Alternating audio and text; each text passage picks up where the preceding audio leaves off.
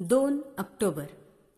भगवंत माझ्यात आहे तसा इतरातही आहे ही जाणीव ठेवावी.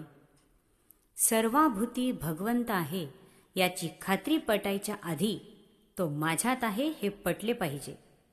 सोन्याचा दागिना मला सोने भेटवा असे म्हणत नाही, त्याचप्रमाणे मला भगवंत बाहेर कुठून भेटायचा आहे असे नाही समजू. तो आपल्या जवळच आहे. मनुष्य बोलतो तसा जर वागला तर त्याला त्याची प्रचिती आल्याशिवाय राहणार नाही. मी कोणाचा आहे हे जर जाणले तर मी कोण हे कळण्यास वेळ लागायला नको. सत्समागम केला म्हणजे मी कोण आहे हे कळते. साक्षी रूपाने नटलेला जो मी त्याला पाहायला जंगलात जायला नको.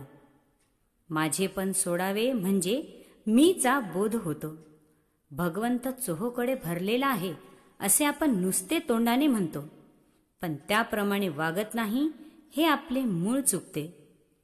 भगवंत माझ्यात आहे तसाच तो दुसऱ्यातही आहे हे आपण सोयीस्करपणे विसरून जातो. जसा खोलीतला दिवा प्रकाशाने सर्व खोली व्यापून टाकतो, तसे हे सर्व जग भगवंताने व्यापून टाकले आहे. मी करता नसून राम करता आहे हे म्हटले म्हणजे त्यात सर्व आले. पोशाख निरनिराळे केले तरी मनुष्य हा एकच असतो. संन्यास हा मनाचा असतो, पोशाखाचा नसतो.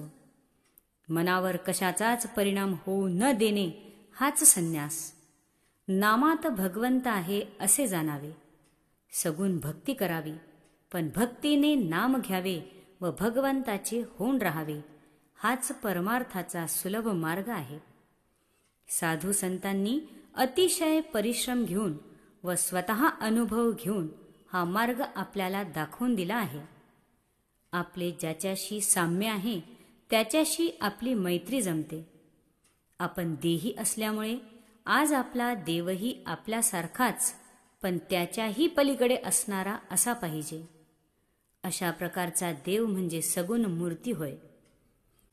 लहान मुलगा एखाद्या वस्तूसाठी हट्ट करू लागला की आपण त्याच्यापुढे त्या वस्तूसारख्या इतर पण बाधक नसणाऱ्या वस्तू टाकतो.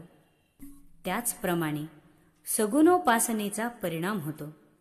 दृश्य वस्तूंवर आपले प्रेम आहे. जे दिसते तेच सुखाचे आहे असे आपल्याला आज वाटते, म्हणून आपणच आपल्या कल्पनेने भगवंताला सगुण बनविला आणि त्याची उपासना केली. आपली बुद्धी निश्चयात्मक होण्यात या उपासनेचा शेवट होईल. आग्रह व प्रेम फक्त एका भगवंताच्या ध्येयाबद्दल असावे. इतर ध्येय असावीत पण त्यांचा आग्रह नसावा. प्रपंचामध्ये व्यवहार होत असताना भगवंतापासून जेव्हा वृत्ती हलत नाही तेव्हा तिला सहज समाधी असे म्हणतात. सहजपणाने जगणे म्हणजे सहजपणातून वेगळे न राहणे, हीच सहज समाधी होय. राम सर्व करतो व राम माझा दाता आहे ही भावना ज्याची स्थिर झाली त्याच्यावर भगवंताची कृपा झाली असे समजावे व त्याच्या जन्माचे सार्थक झाले हे सांगणे नकोच. श्रीराम जय राम जय जय राम. आजचा सुविचार. परा पश्यंती वैखरी वाणी, याच्याही पलीकडे नाम ठेवा स्मरणी. जो नामात राहिला दंग त्याने लुटला रामरंग. जय श्रीराम.